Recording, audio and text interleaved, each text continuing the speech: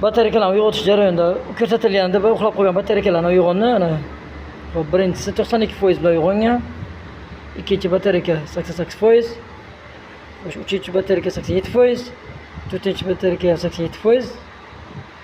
Beshinchi batareyka. Hop, bularni bitta ko'rsatib boraveramiz endi. Tak, birinchi batareykani tekshiramiz. Uyg'ongan 00 edi. Ikkinchi batareyka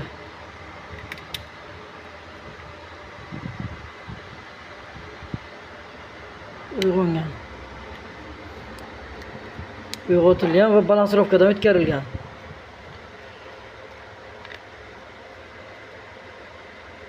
Mana o'tilgan. Bir boshda hammasi.